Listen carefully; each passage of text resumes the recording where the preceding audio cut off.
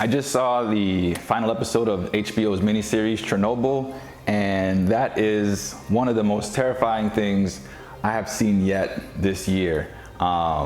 It follows the events of Chernobyl, the nuclear reactor explosion in 1986, and I think the scariest part of the whole thing was just seeing how incompetent people can be, even in the face of death and danger. Some people are just like, no, this is what you do. Disregard the safety protocols, disregard this, disregard that. If I say it's good, then it's good.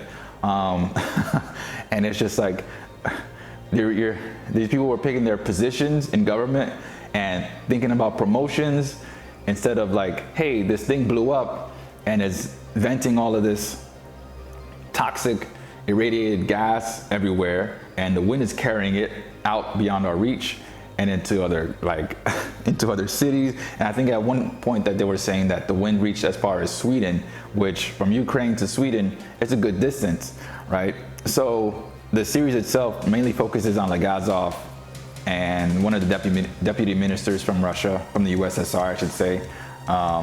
And Legazov is there to figure out how to contain the fire at first. And because one of the main supervisors that was there, Dyatlov, in the control room when the thing exploded, this is one of those guys that didn't want to take the blame for anything, right? Doesn't want to take the blame for anything because it'll affect his position, it'll affect his promotion, so nothing is his fault, everything else is someone else's fault, even though the subordinates were telling him, hey, you know, we can't do this because that's against a safety protocol, that's a safety protocol, we got to do it this way, this way, this way. He's like, no, do it my way is safe, I say it's safe, so do it. And the whole thing was they had some kind of a test they needed to run, and the show does a really good job of explaining just how nuclear reactors work and what goes wrong with the nuclear reactor and how to deal with it when it goes wrong.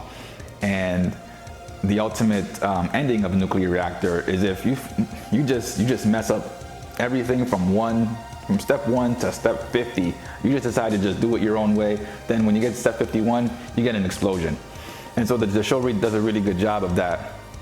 I can't be a nuclear scientist after watching the show, but definitely I understand how everything went wrong. And it was just mind-boggling to see, like for instance, in one episode towards the end, where they're going over like how qualified the technicians were to work in the control room, and they're saying one of the guys, Toptonov, was only 25 years old with 4 months of experience working in a nuclear reactor controller room, and he was basically put on a team, a night shift team, okay, this isn't a day shift, a night shift team that had the responsibility of running this test, a test that they never ran before, and a test that had a checklist with, you know, step 1, blah, blah, blah, blah, but then a bunch of the steps were like crossed out. So it's like, I've never run this test before. I didn't know this test was gonna happen today, okay? And I'm looking at this checklist to run this test that I've never run before. And it's like, the step 1 is this, and then step 2, and it's like crossed off, and it's like this one's crossed off, and this one says this, and this one's crossed off. So it's like, okay, do I do the crossed off steps or do I not do the crossed off steps? Or like, why are they crossed off and why are they still in this? So it's like, it was just insanity, right? So then you got this kid, and so one of his I guess superior guy, but he wasn't Dyatlov, called someone and was like, hey, you know, we never ran this test before, and we're looking at this checklist, and so like, are we supposed to do this stuff that's crossed off? And just the way that these lower level workers were getting blown off by everyone, it's like, yeah, just do it. And it's like, this is like a nuclear reactor, okay? This is the stuff that goes, it explodes and it blows up cities, right? Like, it's just, and it was just the incompetence and just the sheer ignorance and just the denial of reality in the show was definitely the most terrifying thing of it all, right? Just the government denial of, obviously, that building's on fire. People were like, no, it can't blow up because the state bought the reactor. And so the reactor did not blow up, because that would mean that the state made a mistake, and the state cannot make mistakes because we're the state. And it's just like, but there's a fire right there, and it's a huge fire. And it's like, nope, there's no fire. It didn't blow up. How can there be a fire if it didn't blow up? Like, but I'm seeing it right there. Like, nope, sorry, maybe you're mistaken. In terms of radiation, I'm told it's the equivalent of a chest x-ray. No, Chernobyl is on fire. It's like, okay, sure. So Legazov is the main scientist he's brought in to contain the fire that isn't a fire. And one of the deputy ministers from some Russian committee or something, and is assigned to help him get the materials that Legazov needs in order to contain the fire. And so it goes through the whole thing where they're trying to put out the fire first, but it's too hot, and Legazov is saying, well, we can't get people too close to it. But by that point, firefighters from the local area of Chernobyl and Pripyat, they had already gone in order to do their jobs to try to contain the fire. And so they don't know that this nuclear reactor is just spewing radiation everywhere. I mean, high levels of radiation, and that there's graphite on the ground.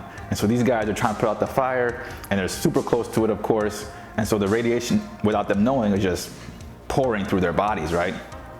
A lot of them get instantly sick, and they're picking up pieces of metal and graphite and stuff, and it's like instantly burning their hands from radiation burns.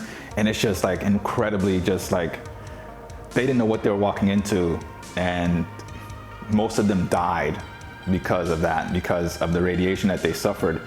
And so of course there were also scientists, there were also technicians in the reactor core itself when it blew up that they didn't make it. And so the whole series is just terrifying from episode 1 to episode 5. I highly recommend it to anyone that likes history or just wants to be scared out of their wits, right? To just see how badly government can work. This is a great series for that also. Just to show you how utterly and completely utter government can fail at doing its main job of protecting its citizens, right? And so the series, A+ series. All the acting is great, cinematography is great, the sound is great, the music choices just keep you on the edge of your seat, even in like scenes that were supposed to be boring, because Legazov explains to the deputy minister, whose name I can't remember, but he's played by one of the, I think Bill Skarsgård. I can't remember, I think that's Skarsgård. But anyway, Legazov explains to him that just by being at Chernobyl at the time that those two were there, they've at least cut their life expectancy by half because of just so much radiation that they're taking in. And so in quiet moments where you're like, okay, nothing's really going on right now, they're just talking. I was just thinking in the back of my mind, while they're talking, they're in the area and they're just continually getting sick while they're talking. It's just like, they're not coughing or they're not, bleary-eyed or anything like that, but it's just being there is poisoning you, and it's just like, oh my goodness, it's just bad. It's just, man, oh man. And so it's a great series. There is one episode that kind of made the whole thing even worse, and that was after the government sort of acknowledged there was an issue, but it wasn't that bad, maybe a couple people died, maybe like 10, 12 people died when the number was actually in the hundreds by that point. The government was like, yeah, we'll get some workers out here and, try to implement Legazov's plan in order to seal off Chernobyl and then get some water pumping back into the core so that it doesn't melt down. And during that point is when, like I said, the government kind of acknowledged what was going on, and they decide that they can't let any of the wildlife escape the area, otherwise, because animals and the whole ground was irradiated, so nothing would grow there anymore, and all the buildings were irradiated, so everything had to get hosed down, but also the wildlife was irradiated also. And so like, it was a really bad episode because dogs and stuff had to get shot and killed and then buried and covered in cement. I mean, the whole thing was just, oh man, just really, and the same thing with the humans.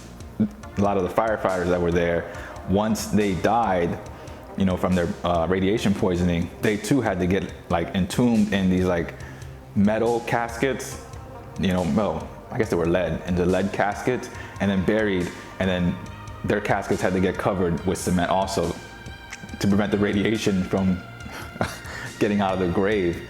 It's a really great series. It was a really great series. Just, if you have time, watch it, binge it. Definitely binge worthy. If you enjoy shows about history, whether or not they're dramatized or not, or you just want to be scared out of your wits about how bad things can actually go in the real world when government fails just utterly.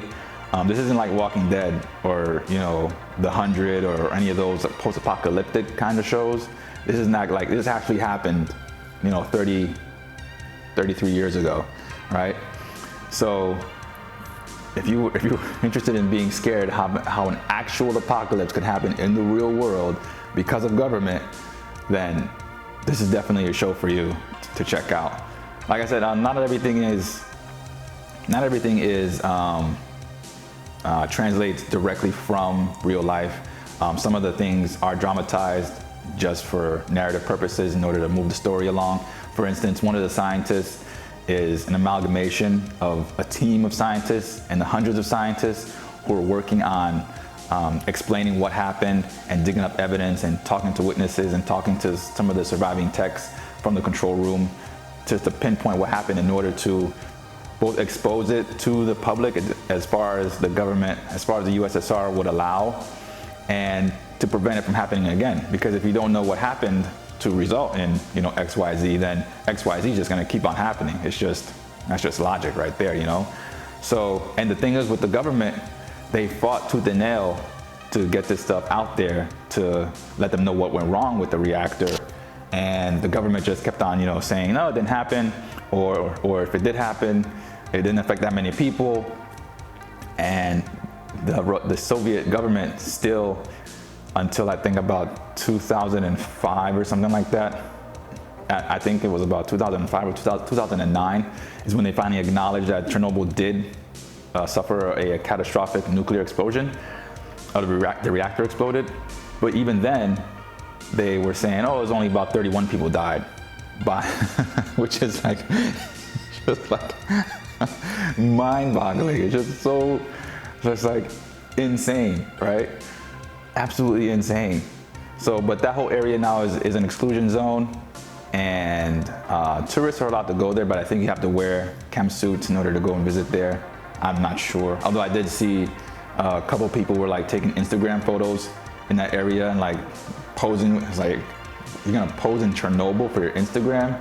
Like, Jesus Christ, how desperate are you for followers? That's like people will go to Auschwitz in Poland and they pose there. Like, what are you doing? Like, thousands of people died here. Millions of people died here. Like, what are you doing? It's bad. I mean, that part is bad. The show itself is good. The Instagram, social media thing, that's terrible. But yeah, definitely check out Chernobyl. It's only 5 episodes long. Binge worthy for sure. And that's it for now. I'll see you in the next one. Take care. All of it.